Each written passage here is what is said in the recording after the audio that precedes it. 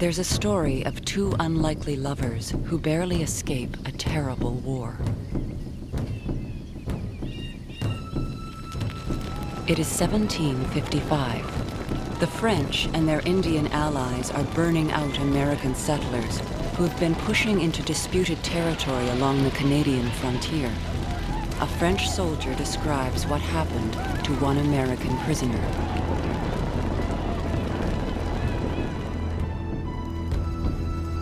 The Indians had burned an entire settlement of 55 families. One of the 10 prisoners was a young girl named Rachel, born in Virginia of poor parents.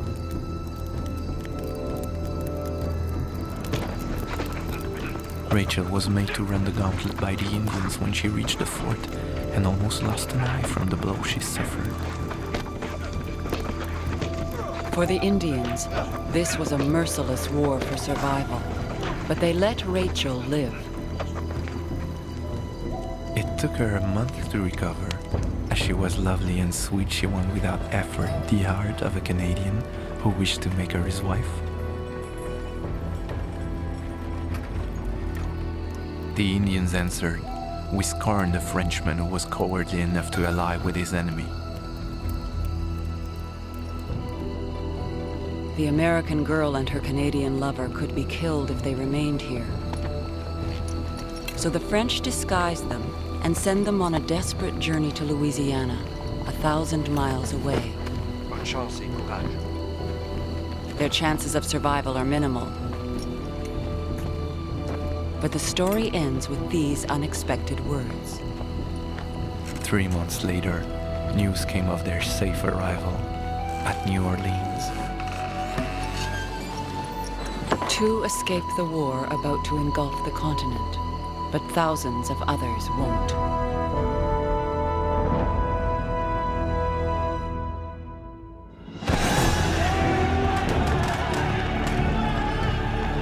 A war is coming that will change the world. It will be fought on every ocean on Earth, with the 5 greatest navies that ever set sail, and the largest armies in the history of mankind. The 7 Years' War will change the destiny of Canada. Large imperial armies will march on her soil, bombard her capital, and burn her villages and towns. Empires will fight each other for possession of the continent. Indian nations will go to war for their homelands. In 1 decade of destruction, the future of everyone on this continent will be transformed forever.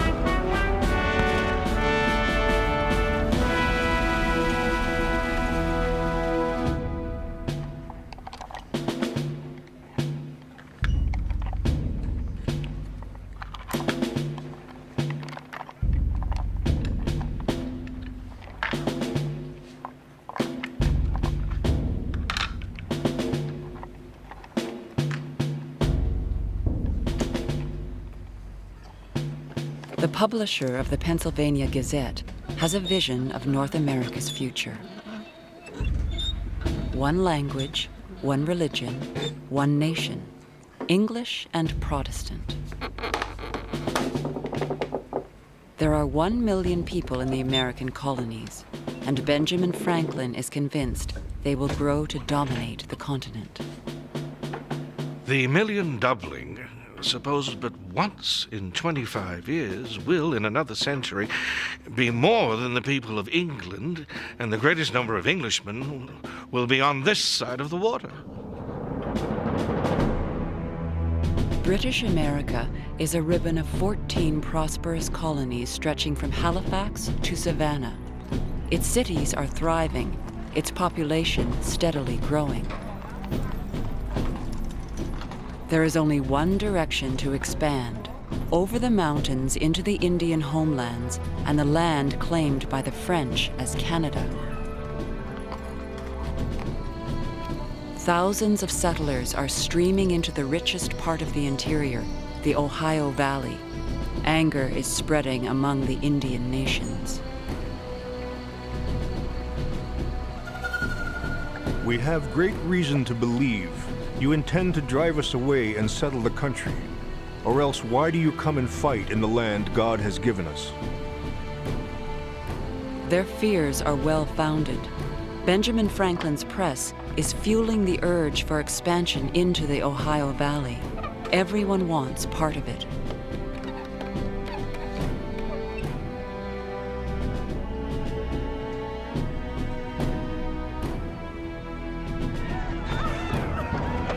But in the summer of 1755, the American push is crushed by the Indians and the French.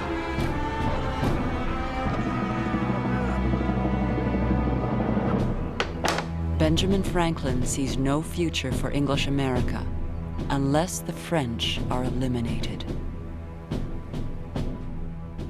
The French will set the Indians to harass our frontiers, kill and scalp our people, and drive in the advanced settlers. And so, preventing our obtaining more subsistence by cultivating new lands, they discourage our marriages and keep our people from increasing. Thus, if the expression may be allowed, killing thousands of our children before they are born.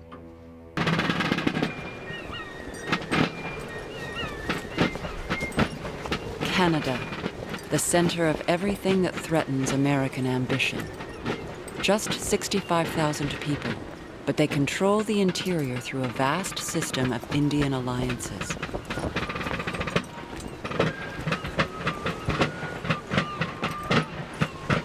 Franklin declares that the French must be driven out, now. The safety and security of all the English colonies in North America, that is, their very being as colonies, make such measure absolutely necessary, and that without any loss of time. The first victims are not even in Canada, but a peaceful population of French-speaking Acadians in Nova Scotia. The American colonists burn their settlements and ship thousands into exile. Massachusetts Governor William Shirley considers it just the first blow against Canada. It is happy for us that we have now a fair opportunity offered of ridding the province of its dangerous neighbors. It would be wounding the serpent in the head. Keep moving. Move along. This way. The battle for the continent has begun.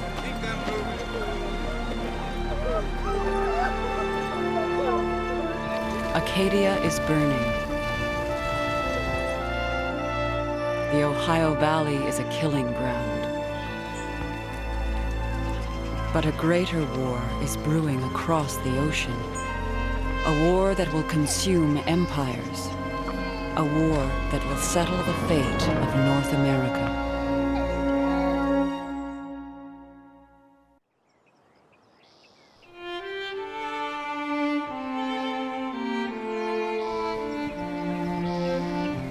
Canada has been rooted here for 150 years. Many families are into their 5th generation. For them, France is a dim memory in stories told by grandfathers. But all of this would change by June of 1756.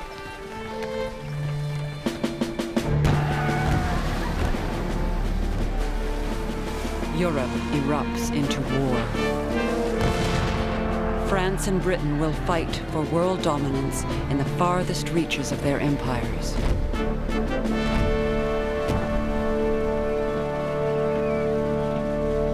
Quebec is now a wartime city. Its streets overflow with French soldiers, Acadian refugees, and native warriors. The Marquis de Vaudreuil is the first Canadian-born governor of the colony. He believes a Canadian should command the French forces here. War in this country is very different from the wars in Europe. The Canadians and Indians would not march with the same confidence under the order of a commander of the troops from France as they would under the officers of this colony. But France is not listening. Paris sends the Marquis de Montcalm to command in the North American War. He has a good military record, but little money. I believed I must accept an honorable commission, but it would also be a sensitive one, which secures my son's fortune. An important goal for a father, but it was a commission I never asked for, nor desired.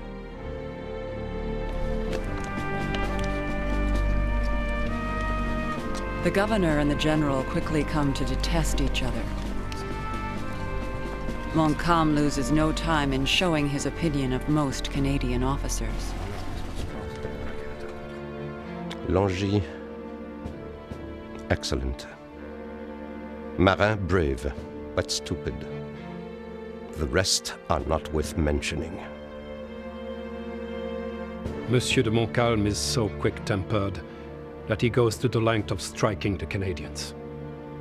How can he restrain his officers when he cannot restrain himself? Vaudreuil and Montcalm will never agree on how to conduct the war. The Canadians fight Indian style, moving in quick, aggressive raids. In one attack, Vaudreuil sends 300 raiders against the community of German flats in the Mohawk Valley. They kill 50 settlers, take 32 scalps, and 150 women and children as prisoners.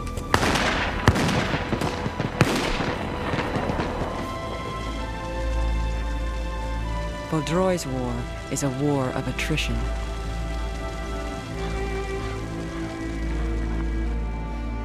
It is no longer the time when a few scalps or the burning of a few houses is any advantage or even an object. Petty means, petty ideas, petty counsels about details are now dangerous, and a waste of material and time.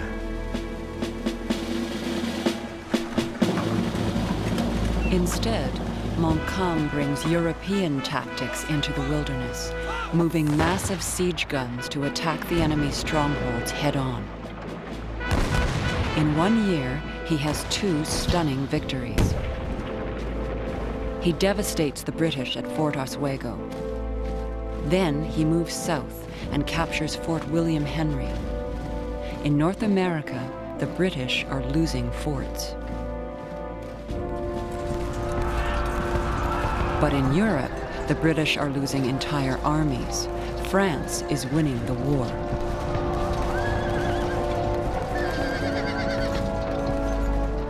A powerful minister, William Pitt, advances a new idea. If Britain can't defeat the French in Europe, then beat them in their colonies. A daring twofold plan is conceived. Invade Canada by land from the American colonies. And by sea, send a massive armada against the fortress of Louisbourg. It will be the greatest naval invasion in North American history.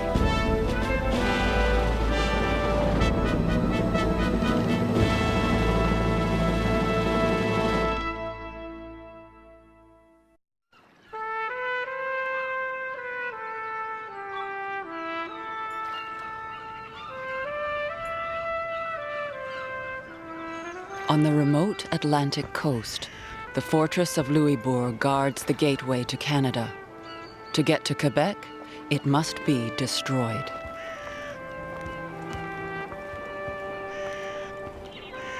The invasion of Canada begins here at Louisbourg. The British fleet arrives on June 1st, 1758, 14,000 men strong. One of them, a 31-year-old brigadier obsessed with glory.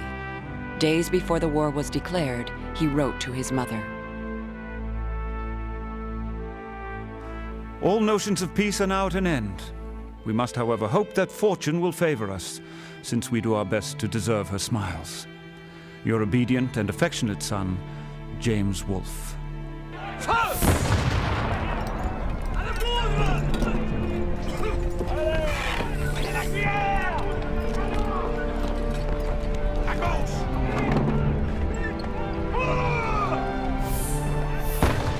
The British fleet begins to bombard the town.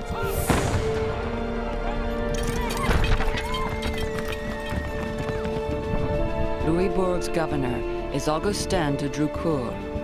He knows the situation is hopeless, but if he can hold out through the summer, it will be too late for the British to move on to Quebec this year. It is a costly strategy. It seems that their intention is not only to seriously breach the walls, but above all to kill the residents and to burn the town.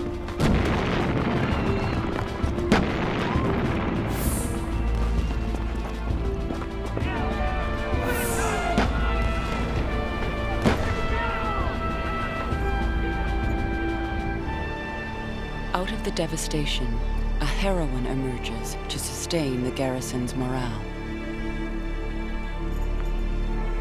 Every morning, Marianne de Drucourt, the governor's wife, climbs to the ramparts.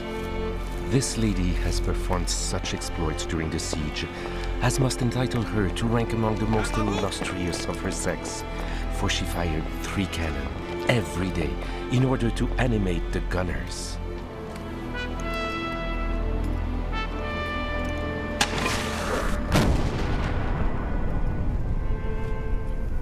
Marianne de Drucourt even acquires a nom de guerre.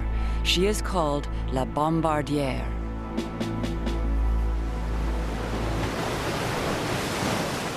The British will have their own hero.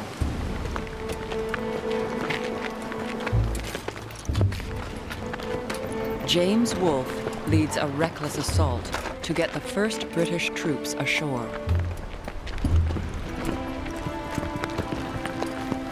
Wolfe establishes a reputation for boldness and daring, but not for mercy. Governor Drucourt asks for help for Louisbourg's wounded. When the French are in a scrape, they are ready to cry out on behalf of the human species. When fortune favors them, none more bloody, more inhuman. Montcalm has changed the very nature of war and has forced us, in some measure, to a deterring and dreadful vengeance. After 2 months of bombardment, Drucourt surrenders. He has delayed the British assault on Quebec for now.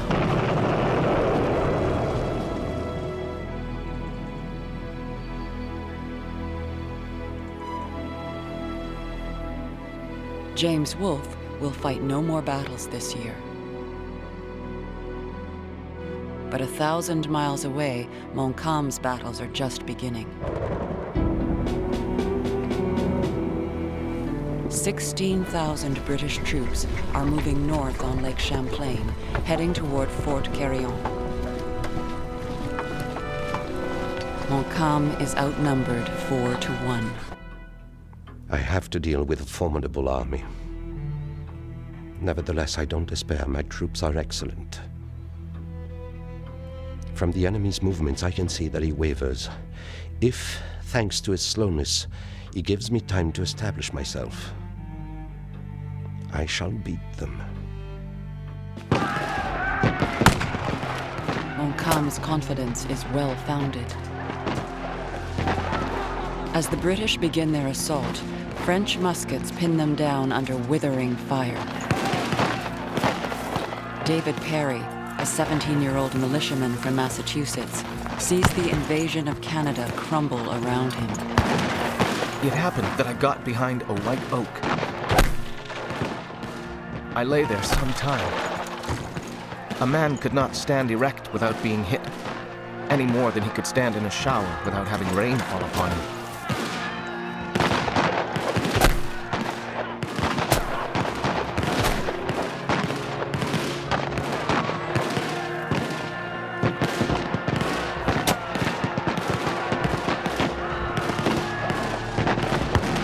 It is a stunning victory. But Montcalm knows he can't count on the same outcome every time. He needs fresh troops. Montcalm sends an emissary to France to plead for 4,000 soldiers to save Canada. Can we hope for another miracle to save us? I trust in God. Come what may, His will be done. I await the news from France with impatience and dread. The answer won't come until spring when the ice breaks in the river. It will be a winter of worrying and waiting.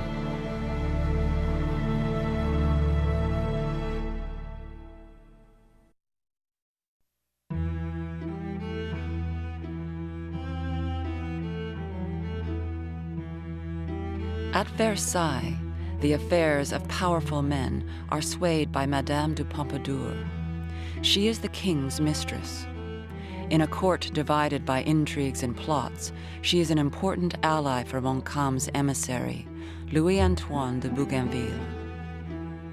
Madame de Pompadour showed me the greatest kindness. I often worked with her over the object of my mission. I did not succeed anywhere so well for the common cause as for my personal interest. Bougainville is promoted and awarded the Cross of Saint-Louis. But Versailles is preoccupied with the war in Europe. The Minister of Marine gives Bougainville his answer. This minister loved parables and told me very pertinently that one did not try to save the stables when the house was on fire. I then could obtain for these poor stables only 400 recruits and a few munitions.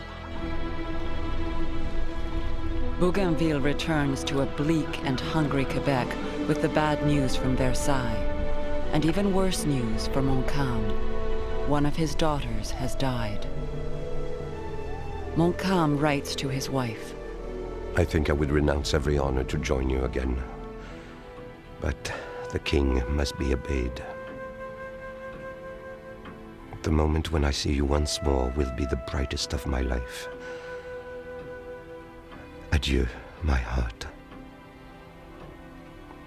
I believe that I love you more than ever.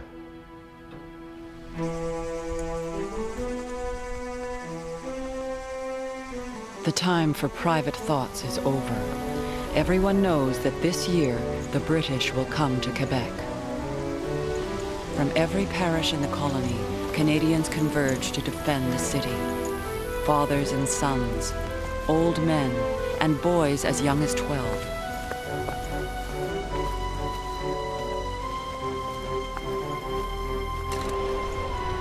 "106 extra cannon reinforce the walls.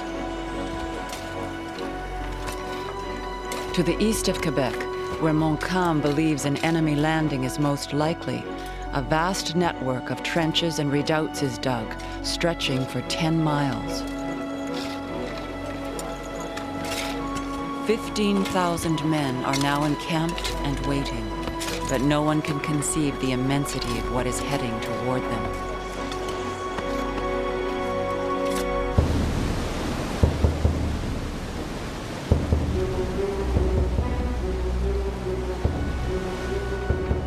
"22 ships of the line, 27 frigates and sloops of war, 80 transports, more than 200 ships in all, 1/4 of the British Navy."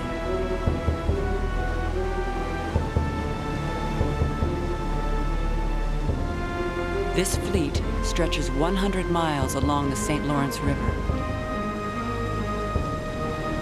In all, there are 9,000 soldiers, 18,000 sailors, more than the entire population of Quebec.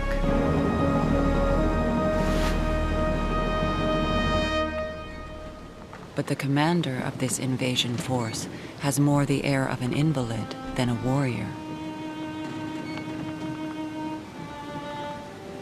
Chronically seasick, suffering from rheumatism and tuberculosis. James Wolfe, now General James Wolfe, is a dying man. He seeks comfort from a favorite poem, and he marks one passage. The boast of heraldry, the pomp of power, and all that beauty, all that wealth e'er gave, awaits alike the inevitable hour. The paths of glory lead but to the grave.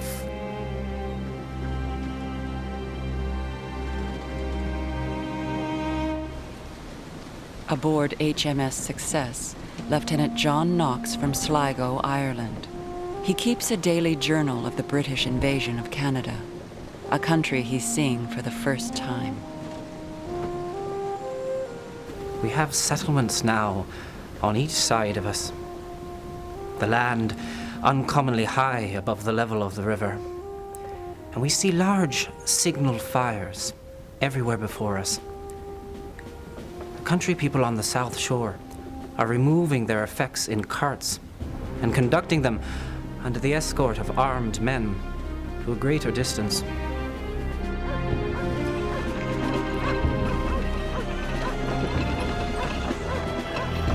As the British fleet approaches Quebec, residents begin fleeing the city.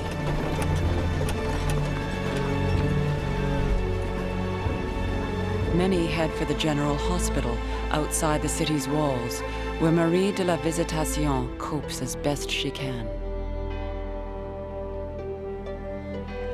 Since our house was beyond the range of the enemy artillery fire, the unfortunate people of the town did not hesitate to seek refuge here. All the outbuildings were full. The servants' quarters, the barn, the stable, even the attic was full. The British fleet anchors off the city on June 26th. But Quebec has a surprise in store.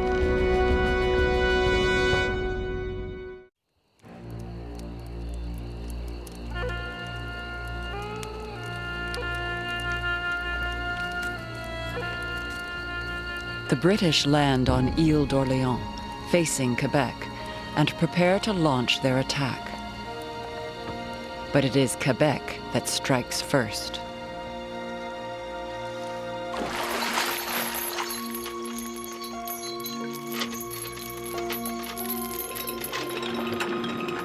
"80 ships and rafts have been chained together and loaded with explosives. Then they are released in the current to float downriver and blow up the anchored British fleet.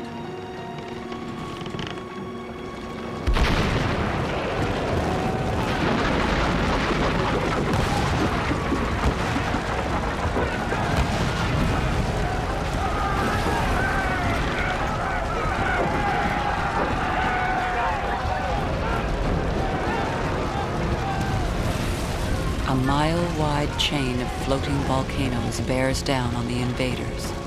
It becomes the night John Knox will never forget. Nothing could be more formidable than these infernal engines were on their first appearance. They were certainly the grandest fireworks that could possibly be conceived. Awful, yet beautiful. The blaze of floating fires, the bursting of the grenades, the crackling of other combustibles, all which reverberated in the air in the adjacent woods. It afforded a scene, I think, infinitely superior to any adequate description. But the ships have exploded too soon. The British fleet is spared. A citizen watches the fireboats burn uselessly. The project was beautiful, but badly executed. The English who at first were dismayed cried hurrah and mocked our operations.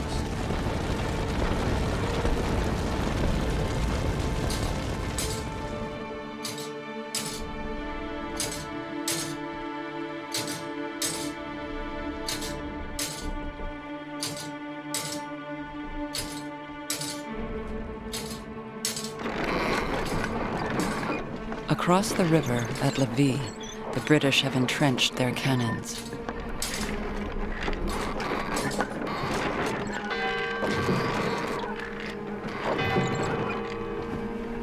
The city is waiting.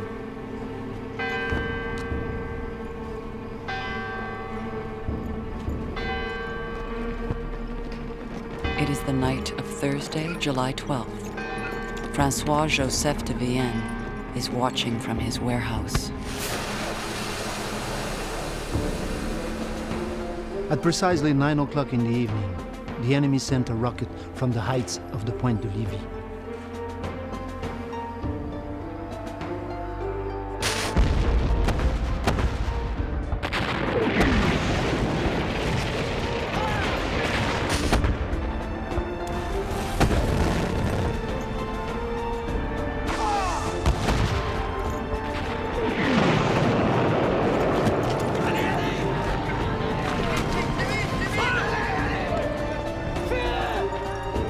Abbé Jean-Félix Rocher watches from his church, Notre-Dame des Victoires. At noon, a bomb fell on the widow Morin's house, set it on fire, and burned it to the ground, as well as the houses of the widow Chainevert, of Monsieur Cardenat, of Monsieur Dacier, of Madame Boisevert.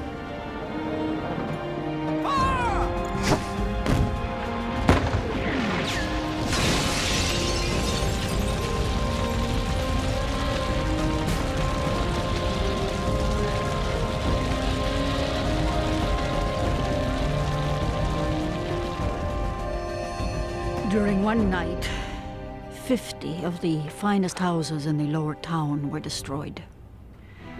During this dreadful conflagration, we could offer nothing but tears and prayers at the foot of the altar during such moments as could be snatched away from tending to the wounded.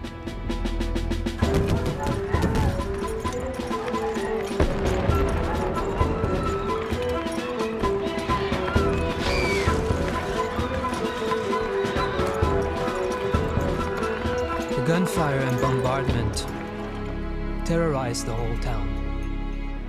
The women and children in great numbers near the citadel were continually in tears, wailing and praying.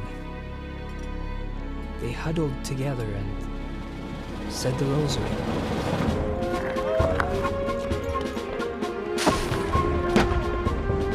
The siege spreads terror and provokes rage. A soldier of the Lassar regiment was killed by a bomb. The English were angry that our men worked on our batteries during the truce. It seems they want to impose their laws on us already. The British are bombarding a nearly deserted city. But for the few civilians left, there's a greater danger than cannonballs. Famine threatened to reduce us to the last extremity. Upwards of 600 persons from our house and vicinity partaking of our small means of subsistence. The enemy, informed of our destitute condition, was satisfied with battering at our walls, hopeless of trying to vanquish us, except through starvation.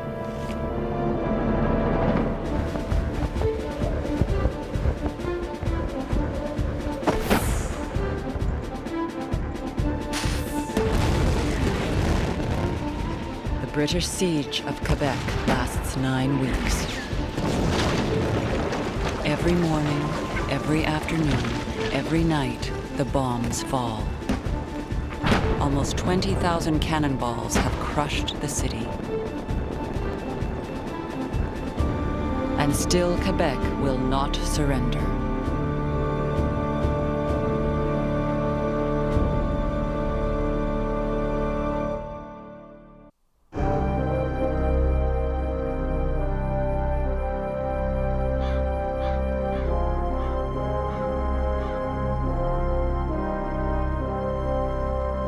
On Ile d'Orléans, the British camp is confused and divided. It is commanded by a very sick man who spends whole days in bed, and even when he's well, he's indecisive.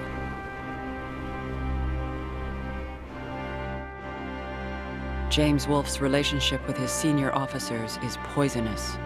He ignores their advice, and they dismiss him as a mere career soldier from the middle class. One of his brigadiers is George Townsend, the son of a viscount. Townsend openly mocks his commander, drawing caricatures which he passes around the camp. To his wife, he writes a bitter letter. I never served so disagreeable campaign as this. Our unequal force has reduced our operations to a scene of skirmishing, cruelty, and devastation. General Wolfe's health is but very bad. His generalship, in my poor opinion, is not much better. The summer is half gone, and Wolfe can't decide where to attack. His senior officers believe Wolfe should outflank Quebec and land upriver. But suddenly, and without consulting his brigadiers, Wolfe orders a different invasion, not upriver, but here, at the Beauport shore, where Montcalm's army is securely entrenched.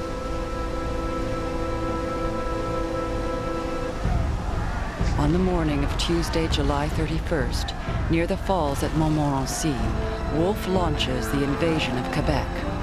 4,000 British troops storm the beaches in front of the Beauport trenches. It's the same gamble Wolfe used at Louisbourg and won.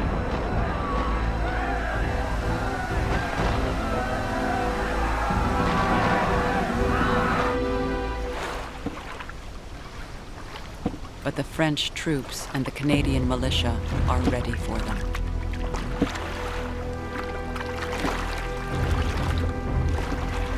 This time, Wolfe's gamble ends in disaster. The French have crushed the great British invasion. Vaudreuil is jubilant. I have no more anxiety about Quebec. Monsieur Wolfe, I can assure you, will make no progress. His orders say that he will try us again in a few days. That's what we want. He'll find somebody to talk to.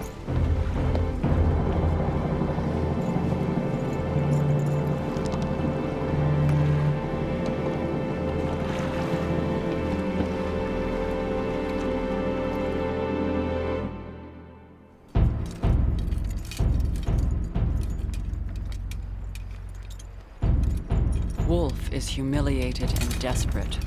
Now he opens the darkest chapter of his campaign, telling his officers, "I intend to burn the whole country from Kamouraska to the Point of Levis."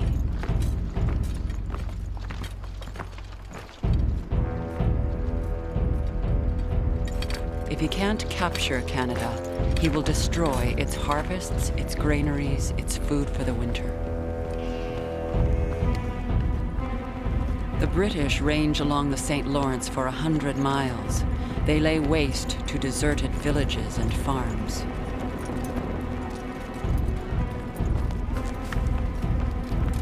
The most zealous are men from the American colonies, bent on revenge for the burning of their own frontier settlements by the French and the Indians. I've learned that on the South Shore, the English, as well as burning the parish of Saint-Antoine, have burned Saint-Nicolas and Sainte-Croix. On the Ile d'Orléans, the houses in the parish of Saint-François half the homes in Sainte-Famille, and as well those of Baie-Saint-Paul, and that they sent 600 men to the lower South Shore to burn the houses and wheat fields. Lieutenant Malcolm Fraser of the 78th Highlanders was marching to Sainte-Anne-de-Beaupré when his detachment was fired on by 200 Canadians and Indians. But he was more disturbed by what his own side did. There were several of the enemy killed or wounded, and a few prisoners taken, all of whom the barbarous Captain Montgomery, who commanded us, ordered to be butchered in a most inhuman and cruel manner. Wolfe is despondent. He knows that failure here means public disgrace in England. He writes a letter to his widowed mother, ending with a startling announcement. I approve entirely of my father's disposition of his affairs, though perhaps it may interfere a little matter with my plan of quitting the service, which I am determined to do the first opportunity.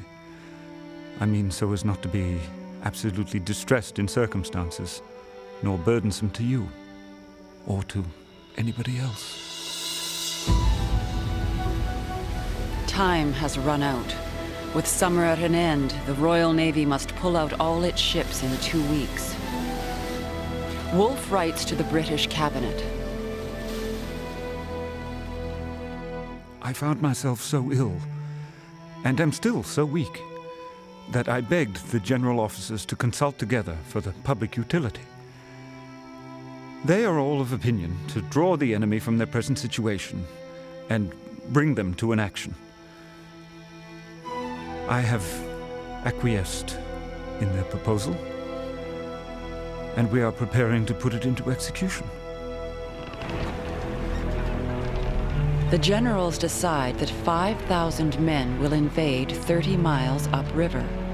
But at the last moment, rain delays the attack. While the invaders wait in their ships, Wolfe wanders off by himself, back toward Quebec, always examining the North Shore. No one can quite believe what he comes up with. Wolfe will gamble one more time.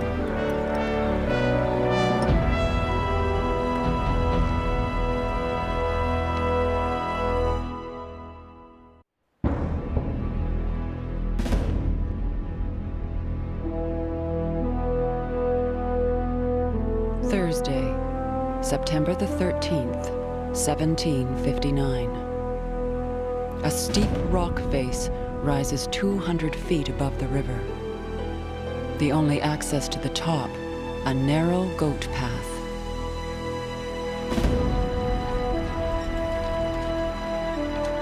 James Wolfe has ordered all the landing craft to drift down the river, and the troops to scale this forbidding face to a field he has never walked.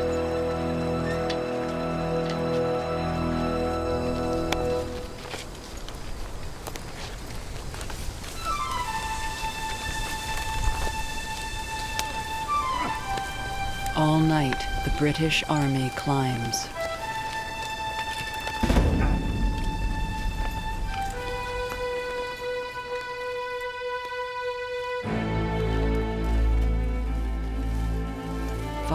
In the morning, on the plains of Abraham, James Wolfe and his commanders survey the field. He has only seen the plains through a telescope 3 days ago. An abandoned farmer's field, uneven, filled with scrub. Wolfe has placed himself between two armies. On one side, Montcalm's main force is at Beauport, an hour's march away. But behind Wolfe, there is another French army, 2,000 men scattered along the St. Lawrence under Bougainville, who can mobilize within a few hours.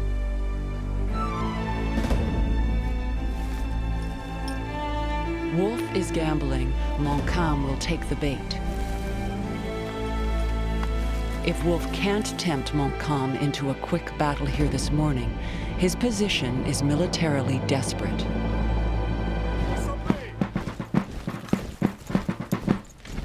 Montcalm quickly mobilizes, but he's uncertain about the British invasion plan.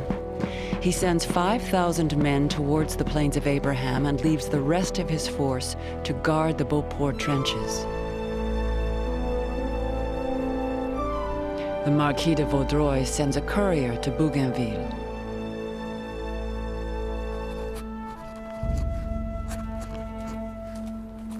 A 6:45, September 13th. To Monsieur de Bougainville. It seems quite certain that the enemy has attempted a landing. Monsieur le Marquis de Montcalm has just left. As soon as I am sure of what is happening, I will notify you. Postscriptum. The enemy forces seem considerable.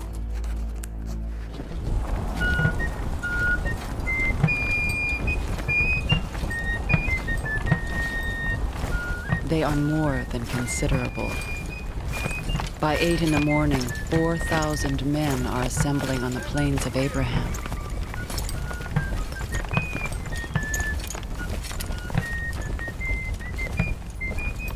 But the British are not alone. In the woods and cornfields around the plains, 400 Canadian militia and Indian snipers have rushed from Quebec to pin the enemy down while Montcalm's troops mobilize. They are the first to engage the invader.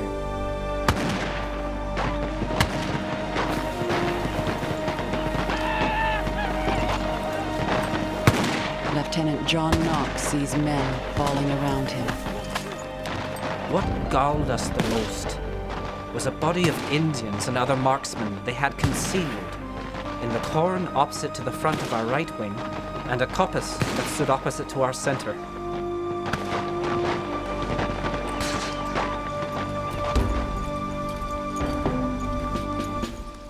At 8:30, Montcalm's army is approaching the Plains of Abraham. But before this day, these men have already traveled thousands of miles with different motives. For the French officers, this is another encounter among many in the imperial wars of Europe. Colonel Etienne Guillaume de Saint-Nazaire, an aristocrat who's fought in Italy, Bavaria, and the Netherlands. This morning, it's Quebec. Captain Jean-Baptiste Duprat, a commoner who rose through the ranks, fought in Italy, Bavaria, and the Rhine.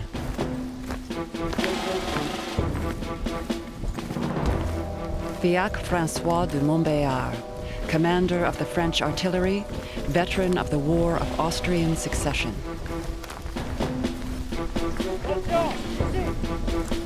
The soldiers they're leading are also thousands of miles from home, but they're here because they have little choice. Most are from the cities. They are the landless, the surplus labor of France. Carpenters, apprentice wig makers, cloth cutters. Men like Joseph Douzet, Antoine Moret, Barthélemy Gerard.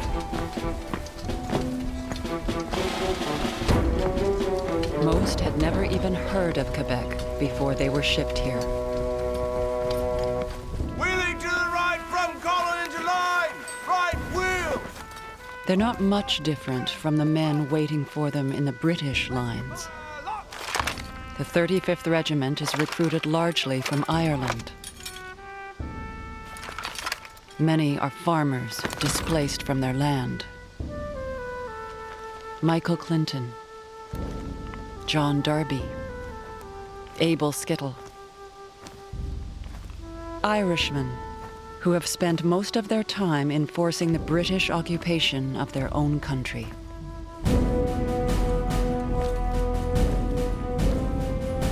The English soldiers here are the jobless apprentices of Britain's clothing factories and shipyards. Others have a different story. the Fraser Highlanders. Their families were evicted from the Scottish Highlands by the British. The young men had no alternative but to join the very army which destroyed their way of life.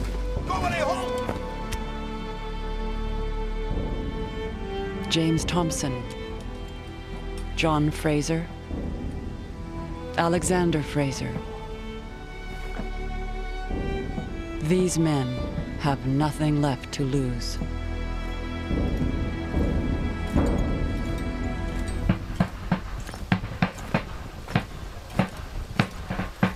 Marching in the ranks of Montcalm's regiments, however, are hundreds of men who have everything to lose. Fathers and sons of the great Canadian families. D'Argenteuil, Courtemanche, Repentigny. Unlike the French soldiers, the Canadians are defending their homes and their way of life. François Clément Boucher de la Perrière. At 51, he feels his age. I can no longer see clearly now, he says, though I have glasses on my nose. Not far from him, the next generation of his family, René Aimable Boucher de Boucherville. The Bouchers are defending almost 150 years of family and history. Charles Deschamps de Boisbert spent 2 years protecting fleeing Acadians from the British. He leads the Acadian militia this morning.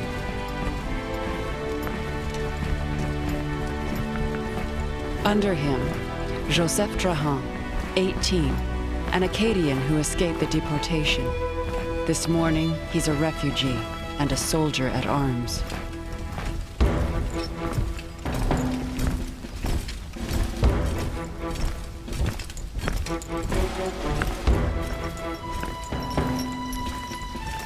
The British Army now numbers 4,441 men.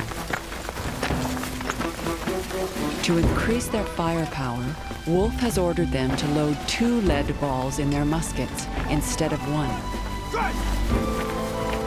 To stretch his army out over the widest possible distance, Wolfe orders his men to form in 2 long, thin lines rather than the usual 3.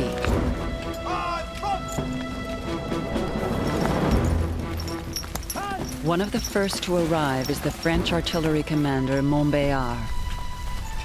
He scans the plains below him. The British line is a mile wide.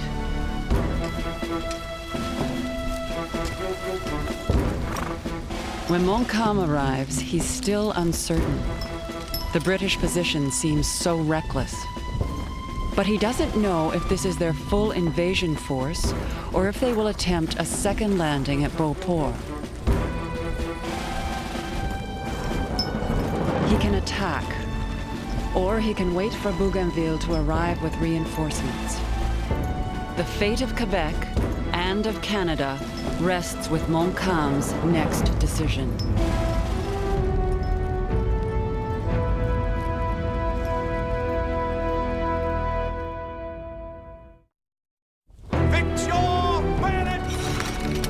It is the morning of September the 13th, 1759. James Wolfe is desperate. He's placed his army in a precarious position, hoping the French will attack him. The Marquis de Montcalm is shaken and uncertain. Is this the real British invasion or a diversion? The battle for North America will unfold here, on an abandoned farmer's field, a mile from Quebec.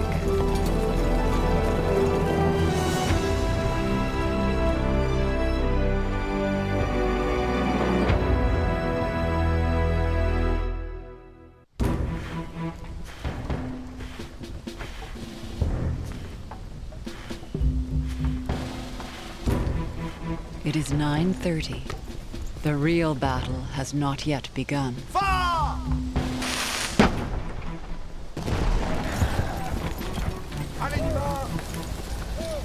For 30 minutes, the British artillery pummels the French line to create disorder while the army is still forming on the hill.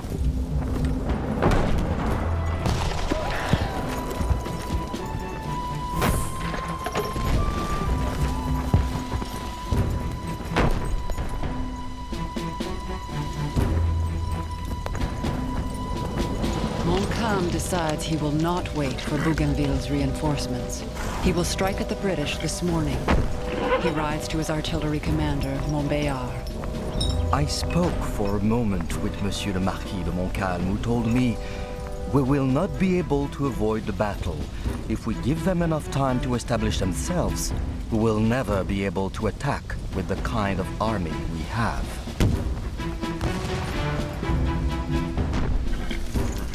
Montcalm orders a general advance. At approximately 10 o'clock, the Battle of the Plains of Abraham begins.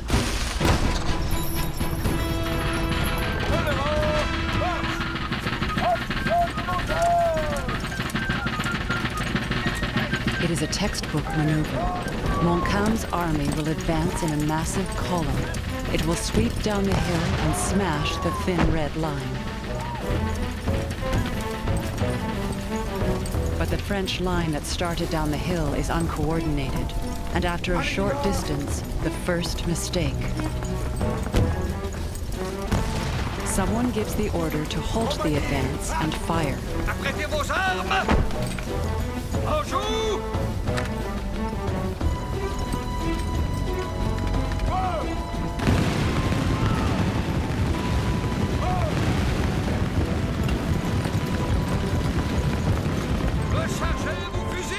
The ragged volley is pointless.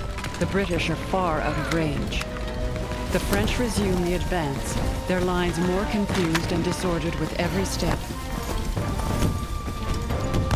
Wolfe's soldiers wait.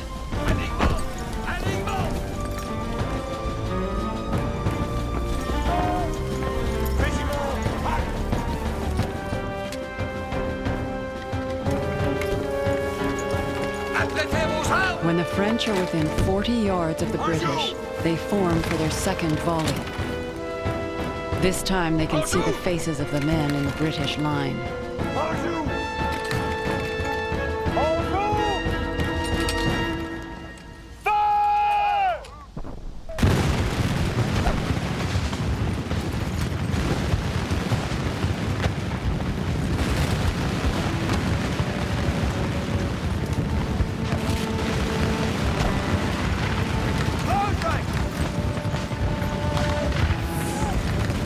French reload, the British take position to fire. Finally, in the smoke and confusion, James Wolfe issues the most important military command of his life.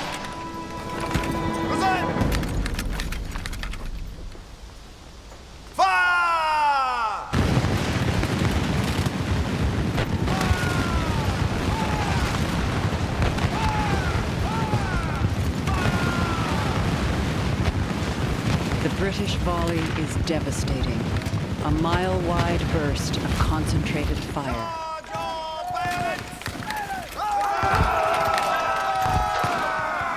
The French line is dazed, but stands its ground.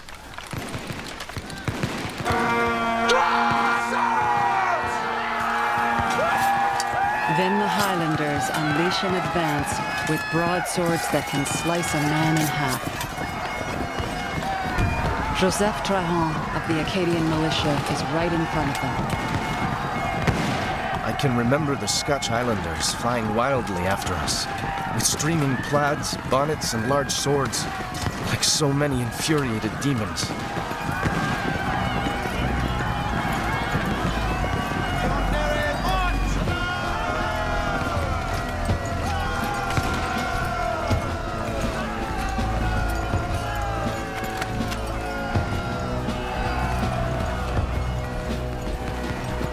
The wall of British bayonets draws closer.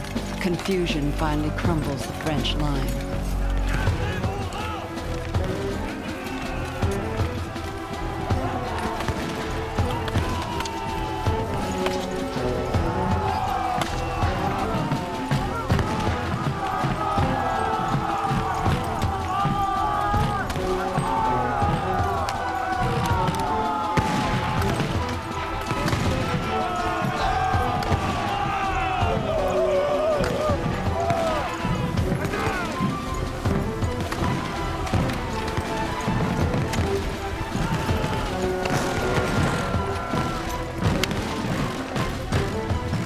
Battle of the Plains of Abraham has lasted barely 15 minutes.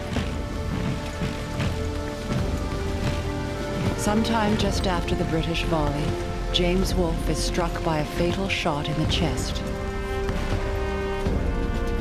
At the crest of the hill, Montcalm is engulfed in a stream of retreating men. Sometime in the next few moments, he is struck by a musket ball below his ribs. Most of the French flee up the hill towards the walls of Quebec. With them, Joseph Trahan. I was amongst the fugitives and received in the calf of the leg a spent bullet, which stretched me on the ground. I thought it was all over for me, but presently I rose up and continued to run. The British are within reach of the gates of Quebec, with the Highlanders leading the charge. Until they are stunned by a barrage of fire from the surrounding woods and fields.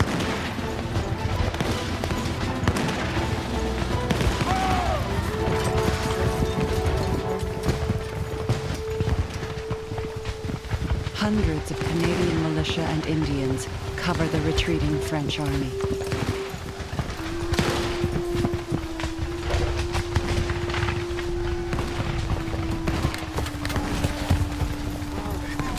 The first wounded are brought to the General Hospital and to Marie de la Visitation. We were in the midst of the dead, the dying, which were brought to us by hundreds. Many of them are friends, are relations. It was necessary to smother our grief and extend ourselves to relieve them.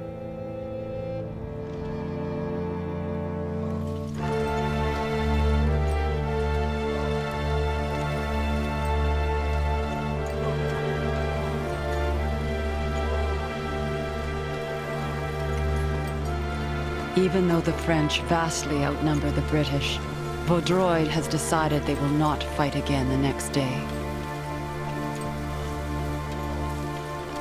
He orders the soldiers to abandon Quebec and Beauport. Some of the citizens stone them and shout, "Cowards!"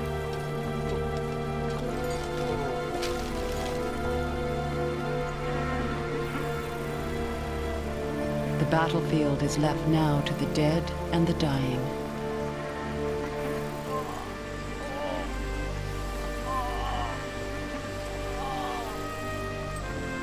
Colonel Etienne Guillaume de Saint-Nazaire, mortally wounded, will die the next day.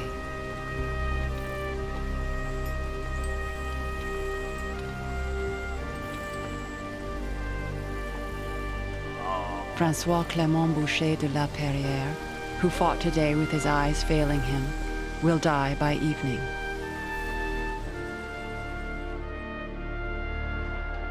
James Wolfe lived only a few minutes, long enough to hear that he had defeated the French.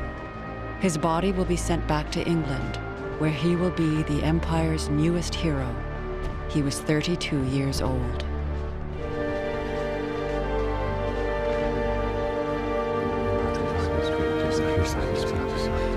Louis-Joseph, the Marquis de Montcalm, will survive for one more day. His body is put in a makeshift box because there are no coffins left, and buried in a hole made by a British cannonball. He was 47 years old.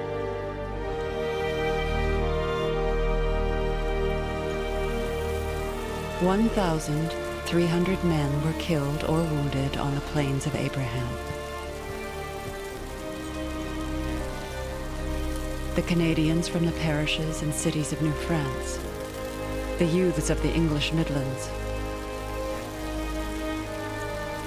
the dispossessed of the Scottish Highlands, the unemployed from Normandy and Provence. All will be buried, French and English together, in large common pits on the plains. The location of their graves will never be marked.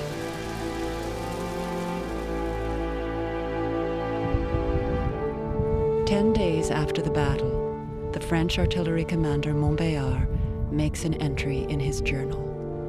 20 times I have picked up my pen, and 20 times sorrow has made it fall from my hands. How can I bring to mind such overwhelming events? We were saved, and now we are lost.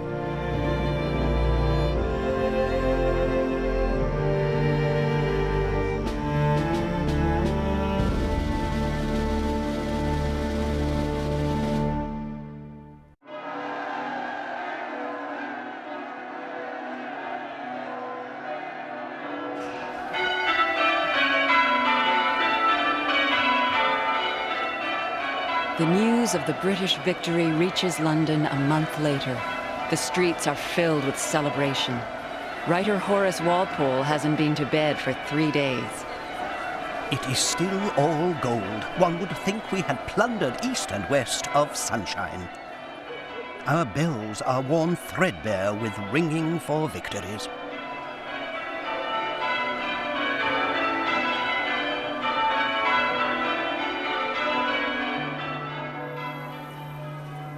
In Versailles, Madame de Pompadour sees the fall of Quebec as one less problem for Louis XV.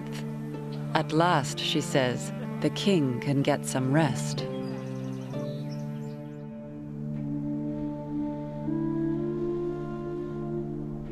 The British fleet leaves the fortress of Quebec and the British garrison to its sobering conquest and the November winds.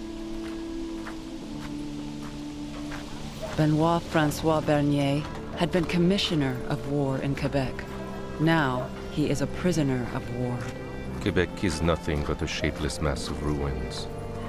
Confusion, disorder, pillaging reign even among the inhabitants. Everyone searches for his property, and not finding it, seizes that of other people. For English and French alike, all is chaos.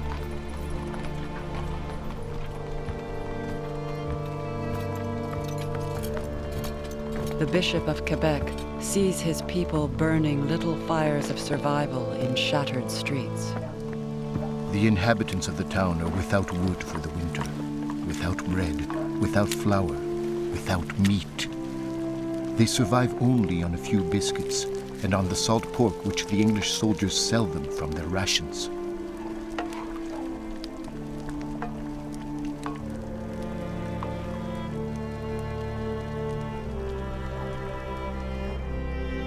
But soon, the British are as hungry and desperate as the people. The conquerors and the conquered are hostage to each other. General James Murray, the military governor of Quebec, has to cope with growing civil disorder. Executed an inhabitant, heretofore a drummer with the French service, for having incited one of our soldiers to desert. At the same moment, a soldier of the 48th tried and convicted this day of robbing a French inhabitant. The instant it was reported, the sentence was put into execution.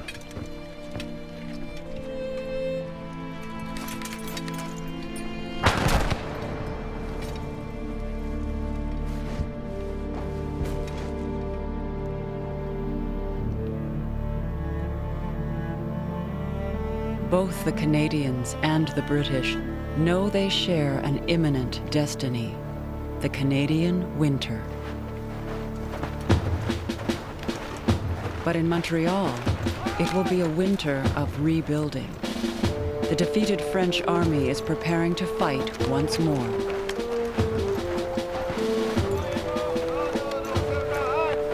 Jean-Baptiste Duprat, veteran of the Plains of Abraham, is making the Canadian militia a central part of the renewed army.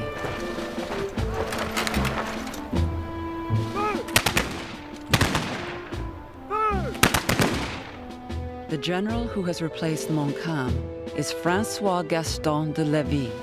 He is determined to retake Quebec and pleads for reinforcements from France. If the king decides not to give us any help, I must warn you that you will no longer be able to count on us at the end of May. we will be obliged to surrender out of misery since we are lacking everything.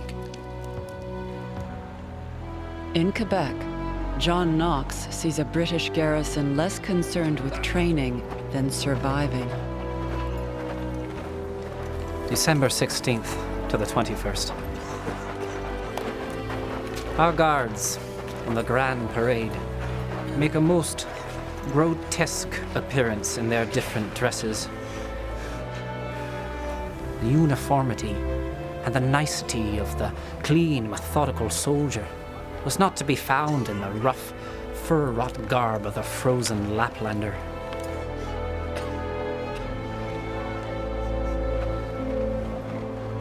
And the garrison has another enemy. Malcolm Fraser of the Highlanders keeps a grim chronicle. The scurvy, occasioned by salt provisions and cold, has begun to make fierce havoc in the garrison, and it becomes every day more general. Numbers of sick and dead since September 18, 1759. Sick, 2,312. Dead,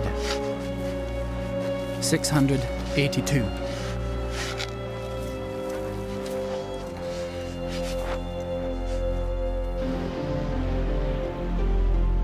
The winter of 1760 finally wanes, and the St. Lawrence comes to life. General Lévis is convinced France will save Canada, and he wants to be in Quebec when the French Navy sails up the river.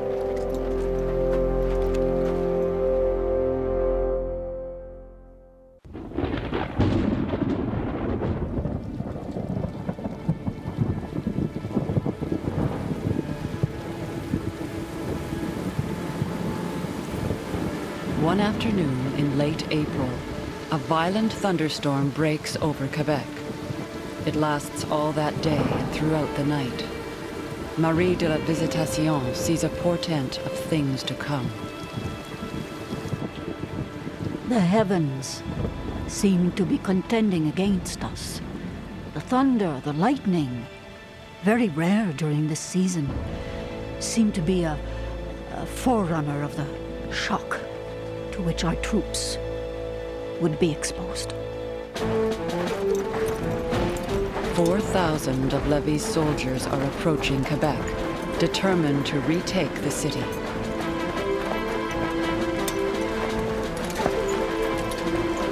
What follows will be one of the most remarkable reversals of fortune in Canadian history. On the 28th of April, 1760, about 8 o'clock in the morning, the whole garrison was drawn up on the parade. About 9 o'clock, we marched out of town with 20 pieces of artillery. March to the very spot where Montcalm had stood on the Plains of Abraham.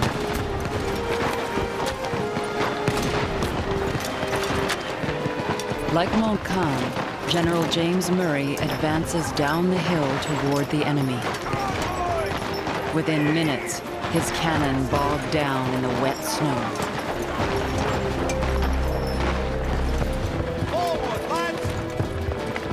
For 2 hours, there is brutal, intense, and often hand-to-hand fighting on the plains. A nearby windmill changes hands 5 times.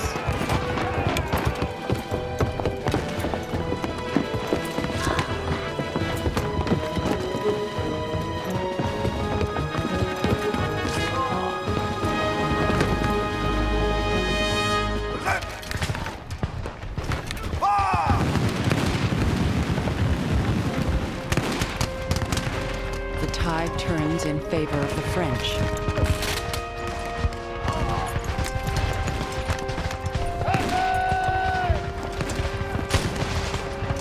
But Jean-Baptiste Duprat, the man who helped transform the Canadian militia, will never know of his army's success.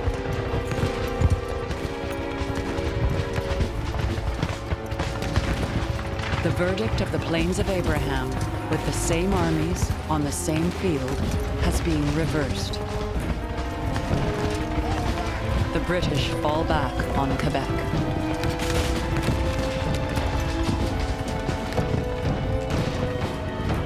The intrepidity and the valor of the Canadians and of the French drove the enemy from their strong position. We remained masters of the field, of the cannon, and took many prisoners. The enemy retreated within the walls and dared not venture forth again. For Canadians, there is new hope that Canada can be regained.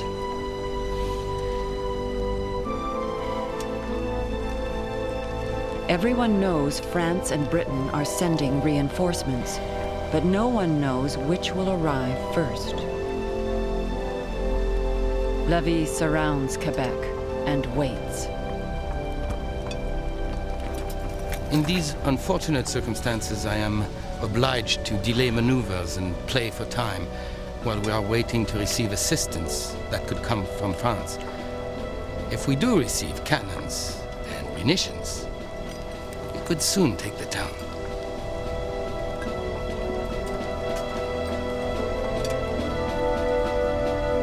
"11 days later, a ship of war appears. It flies no flag. Finally, HMS Lowestoft reveals her colors.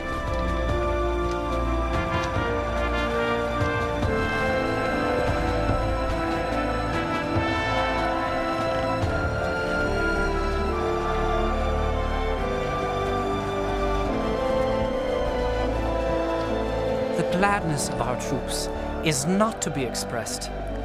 Both officers and soldiers mounted the parapets in the face of the enemy and huzzaed with their hats in the air for nearly an hour. Lévis had no choice but to retreat to Montreal. And it is here, 6 months later, that the end finally comes. 3 British armies, totaling 17,000 men, have converged on Montreal and surround Lévis. And wanting to spare the troops part of the humiliation they were about to suffer, I ordered them to burn their flags, so they could escape the difficult task of handing them over to the enemy.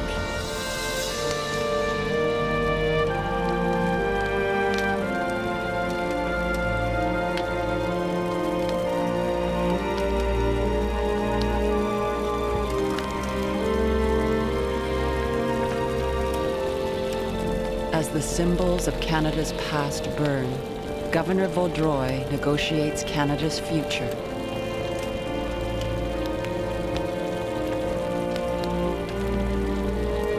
Before surrendering to the British commander, he obtains an extraordinary and enduring concession. The free exercise of the Catholic, Apostolic, and Roman religion shall subsist entire, in such manner that all the states and the people of the towns and countries, places, and distant posts shall continue to assemble in the churches and to frequent the sacraments as heretofore, without being molested in any manner, directly or indirectly.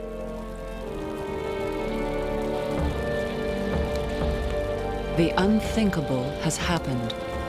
An English Protestant king receives 65,000 French Catholic subjects. Canada capitulates to the British at 8 o'clock the next morning, the 8th of September, 1760. With one scratch of a pen, half the continent changes hands.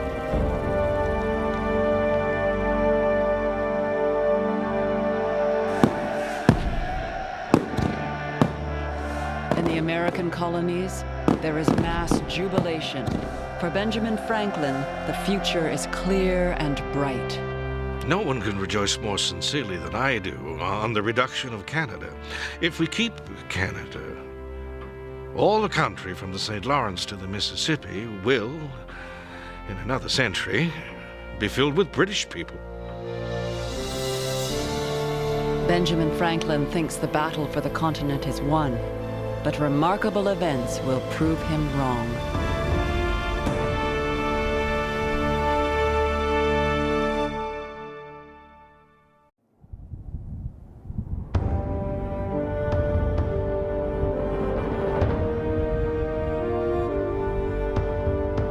A turbulent decade will lay the foundations of a new country.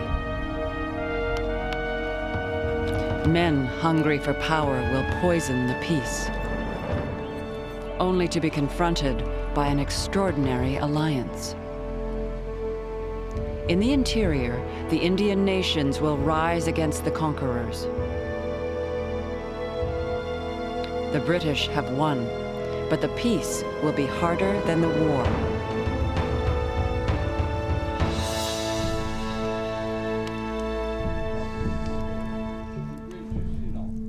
At Fort Michilimackinac, by Lake Superior, the Ojibwe chief Minavavana issues a warning to a group of English traders. Englishmen, although you have conquered the French, you have not yet conquered us. We are not your slaves. These lakes, these woods and mountains were left us by our ancestors. Englishmen, your king has not sent us any presents, nor entered into any treaty with us. Therefore, he and we are still at war. The war fever builds. Since the conquest, the English have gone far beyond the Ohio Valley and into the Great Lakes area, occupying all the French forts, pouring ever deeper into the interior.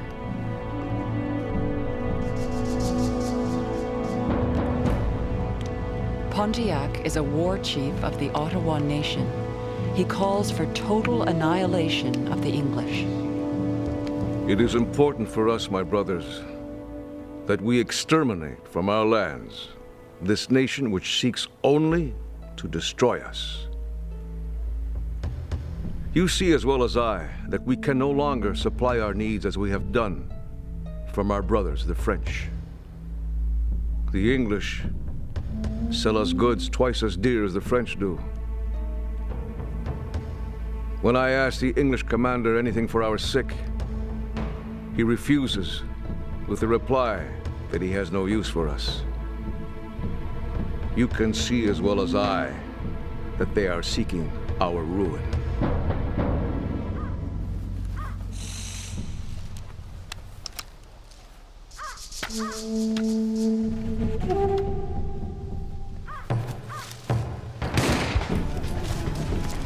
All the British frontier forts are surrounded. Michilimackinac, Ouiatenon, Pitt, St. Joseph, Edward Augustus, Niagara, and the biggest of all, Detroit.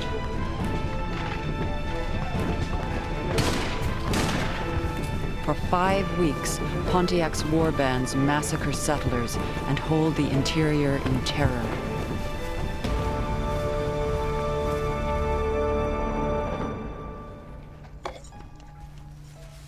But the British conceive their own cruelty. A British officer writes to his commander with a plan. I will try to inoculate the Indians by means of blankets that may fall into their hands, taking care, however, not to get the disease myself. It is a pity to oppose good men against them. The blankets are infected with smallpox. Fragments are inserted into silver boxes by soldiers immune to the virus. The British are using germ warfare.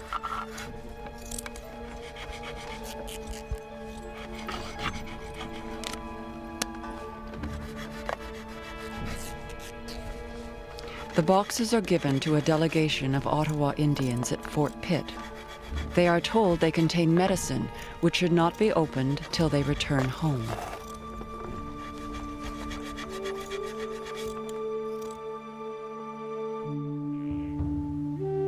All summer, Pontiac has heard rumors of a peace between France and Britain. He is finally convinced the rumors are fact and sends a message to the commander of Fort Detroit. My brother, the word from my father, the King of France, to make peace, I accept. All my young men have buried their hatchets. I know you can forget the bad things that have happened this past while. For my part, I shall forget, which you can show me how to do, in order to think only of good things. The war parties return to their tribal lands. Some carry the little silver boxes. Andrew Blackbird, the adopted son of an Ottawa chief, described what happened. Accordingly, after they reached home, they opened the box. Pretty soon burst a terrible sickness. The tradition says it was indeed awful and terrible. Lodge after lodge was totally vacated. Nothing but dead bodies lying here and there in their lodges. The whole coast of Arbor-Croche, which is said to have been a continuous village some 15 or 16 miles long, was entirely depopulated and laid waste.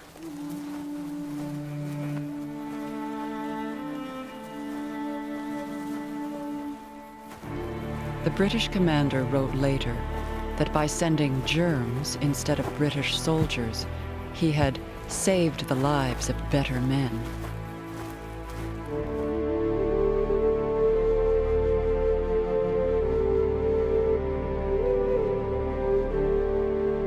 But while these people are dying, history is taking a fateful turn. The British government is looking for lasting peace on the frontier. It decides to recognize the North American interior as Indian land. Britain issues a royal proclamation. Indian land will be protected by the king. There will be no encroachment by American settlers and speculators. We do hereby strictly forbid, on pain of our displeasure, all our loving subjects from making any purchases or settlements whatever, or taking any possession of any of the lands above reserved without our especial leave and license.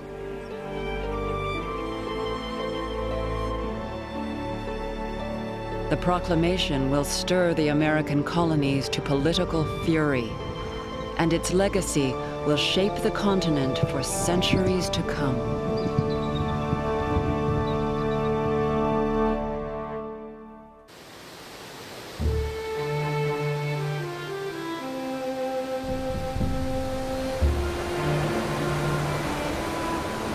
The 7 Years' War doesn't end until 3 years after the conquest of Canada. In the peace negotiations, entire lands are bartered. One of the dilemmas: who will take Canada? Or rather, is Canada worth taking?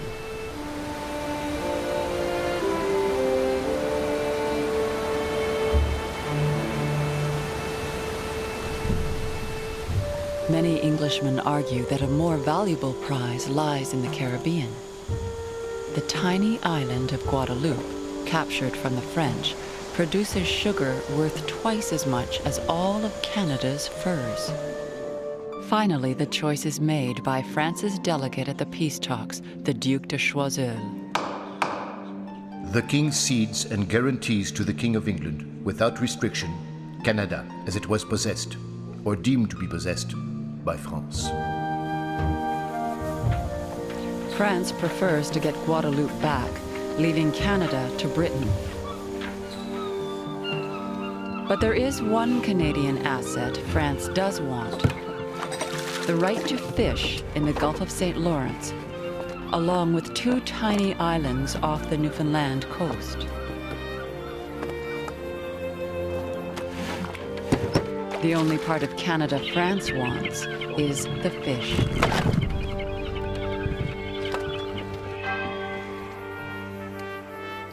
The British aren't sure what to do with a colony of French Catholics. But Benjamin Franklin reassures London the Canadians will not be a problem for long. Many will choose to remove if they can be allowed to sell their lands, improvements, and effects. The rest, in that thin, settled country, will, within half a century, be blended and incorporated with our people in both language and manners.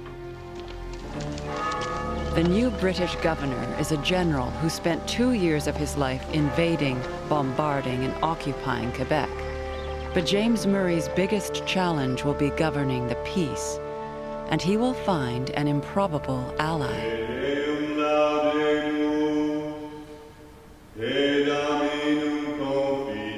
Jean-Olivier Briand is a quiet, private man who has now inherited the leadership of Canada's Catholics.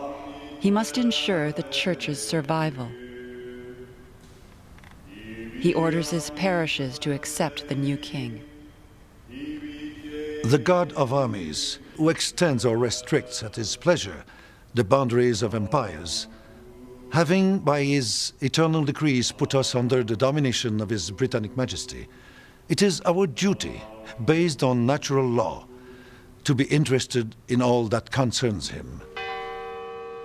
We order you to submit to the king and to all those who share his authority. Years ago, Briand tended the French wounded on the battlefields of Quebec, while Murray commanded the British forces there.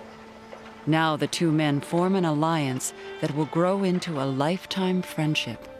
Monsieur Briand has constantly acted with a candor, moderation, and disinterestedness which bespeak him a worthy, honest man, and I know of none of his gown in the province so justly deserving of the royal favor. But a crisis is building for James Murray in an unlikely quarter.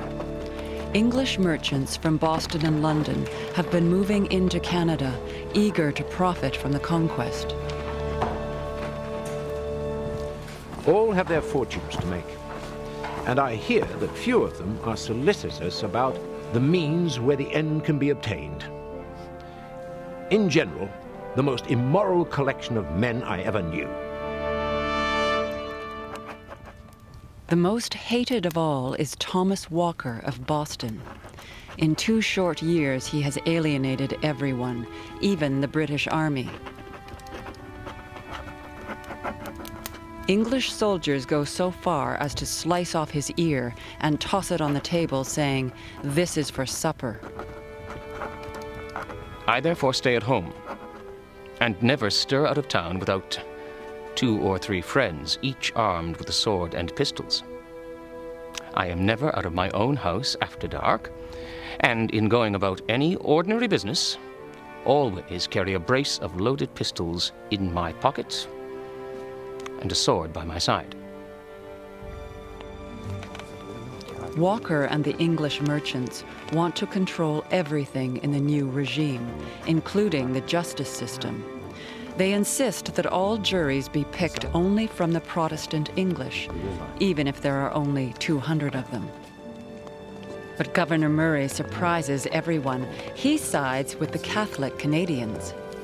As there are but 200 Protestant subjects in the province, it is thought unjust to exclude the new Roman Catholic subjects to sit upon juries, as such an exclusion would constitute the said 200 Protestants perpetual judges of the lives and property of not only the 80,000 new subjects, but likewise of all the military in the province.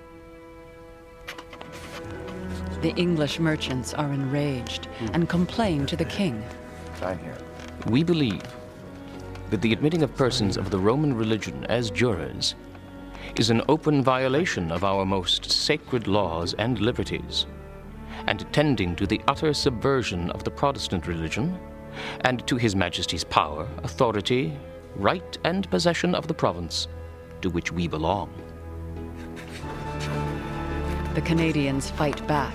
94 prominent citizens sign a counter-petition. One of them is the merchant Pierre Guy. Who are those who wish to have us proscribed? About 30 English merchants, of whom 15 at the most are settled here. Who are the proscribed? 10,000 heads of families who feel nothing but submission to the order of your majesty. Canadian merchants also worry about economic ruin. In the Quebec warehouse of François Baby, business is not going well. Business is advancing very slowly in this country. Money is rarer than ever, and bad fate is everywhere. And the English merchants are advancing new demands. They want an elected assembly, one in which only they can sit, since Catholics are barred from holding office in the British Empire. Murray urges London to resist all the merchants' demands. Little, very little, will content the new subjects. But nothing will satisfy the licentious fanatics trading here but the expulsion of the Canadians, who are perhaps the bravest and best race upon the globe. A race who indulge with a few privileges that the laws of England deny to Roman Catholics at home, would soon get the better of every national antipathy to the conquerors and become the most faithful and the most useful set of men in this American empire. Thomas Walker sails to London to fight for Protestant juries, a Protestant assembly, and the removal of Governor Murray. He loses on all counts but one. James Murray is recalled. Murray writes to his old Roman Catholic ally, Jean-Olivier Briand, who has just been anointed Bishop of Quebec. I have ardently wished to take your hand and sincerely congratulate you and your promotion, an event which has made me very happy, as I have done all in my power to contribute to it. My Canadiens, I recommend to your care. They have behaved so as to fix my affection for them forever. James Murray will never see Canada again. His departure is a triumph for the English merchants, but they have yet to meet the new governor.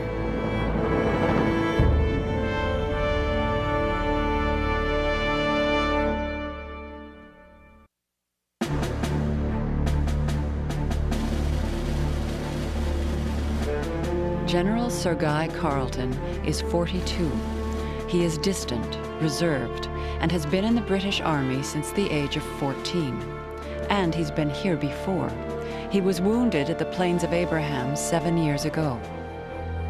The English merchants believe this governor will favor their cause, but Carleton has a surprise for them.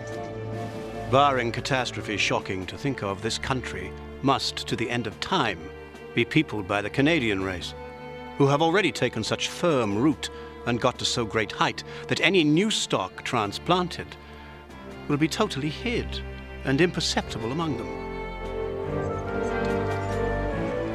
He believes that Catholics should be able to hold office, that French civil law should be restored to the Canadians. Carleton also has very practical strategic reasons for placating the Canadians.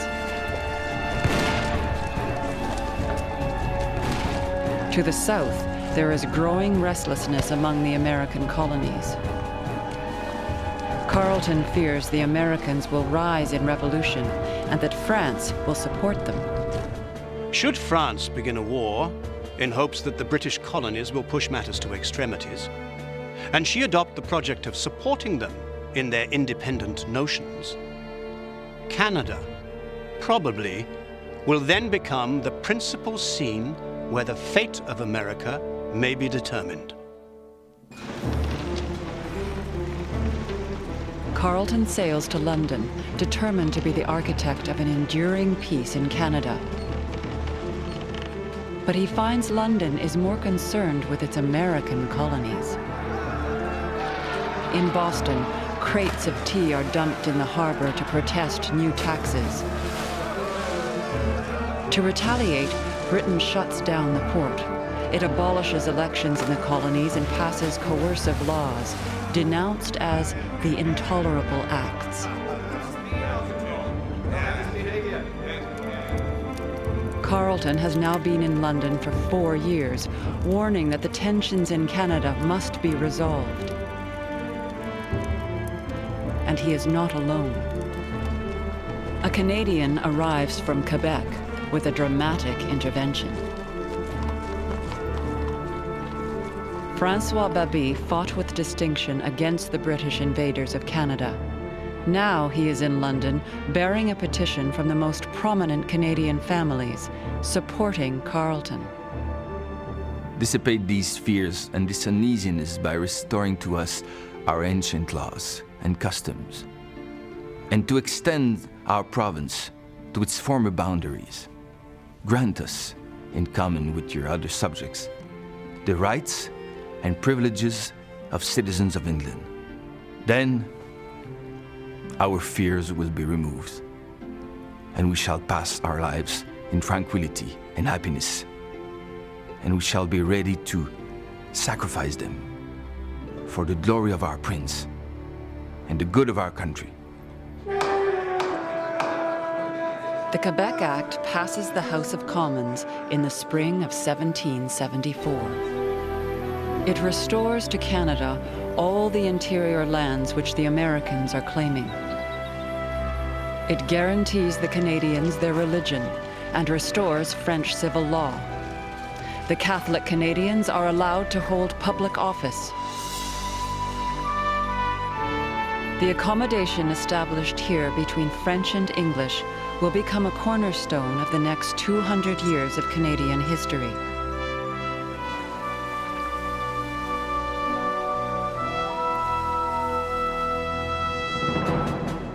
But in the American colonies, history will record this differently. The Quebec Act is the final, intolerable act. The dream of an English-American empire embracing the entire continent is blocked. The New York Journal expresses the outrage. The finger of God points out a mighty empire to our sons. The savages of the wilderness were never expelled to make room in this, the best part of the continent, for idolaters and slaves. It appears to be the greatest stake that was ever played for. No less whether Americans in their endless generations might enjoy the common rights of all mankind or be worse than Eastern slaves. The trial must now come to issue as open war is declared by the Boston Port Act and above all, the Quebec Bill.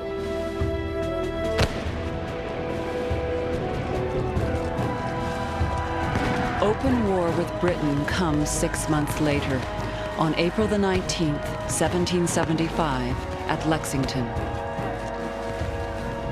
The American colonies slide into a chaotic revolution. Now Canada will have to fight for its very existence.